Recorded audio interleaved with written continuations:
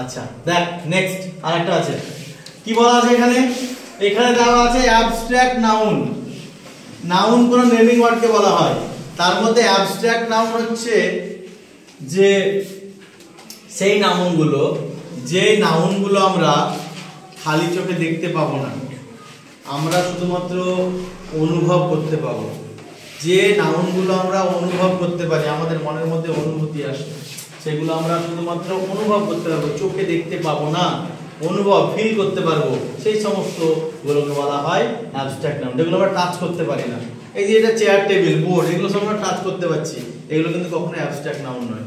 আর এই নাউনগুলো কিন্তু আমরা শুধুমাত্র ফিল করতে পারবো, অনুভব করতে পারবো, বুঝতে পারবো জিনিসটা আছে, কিন্তু দেখা যাক কি আছে। এক নম্বরটা, Birbal was famous for his wisdom. Birbal তার বুদ্ধি জ্ঞানের জন্য বিখ্যাত ছিল। তাহলে এখানকার মধ্যে উইজডমটা হচ্ছে অ্যাবস্ট্রাক্ট নাউন। কেন? কারণ উইজডম মানে জ্ঞান। জ্ঞানটা আমরা কখনো দেখতে পাই, চোখে জ্ঞান দেখতে পাই না, কিন্তু জ্ঞান জিনিসটা আছে, আমরা অনুভব করতে পারি। কেউ যদি ভালো কথাবার্তা বলে, ভালোভাবে বোঝায়, ভালোভাবে পড়ায়, তাহলে বুঝতে পারি তার মধ্যে জ্ঞান আছে, তাহলে উইজডম। দুই নম্বরটা, we added honey to the juice for sweetness.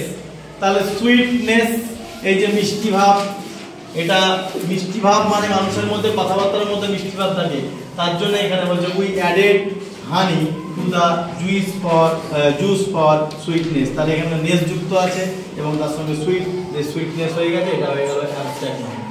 Number 3, her laughter feels the moment with happiness.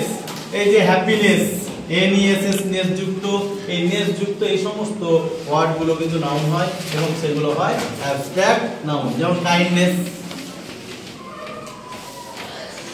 এই যে হ্যাপিনেস করলি, সুইটনেস করলি, এই সমস্ত নেস যুক্ত ওয়ার্ডগুলো বেশিরভাগ অ্যাবস্ট্রাক্ট নাউনের মধ্যে পড়ে। ঠিক আছে।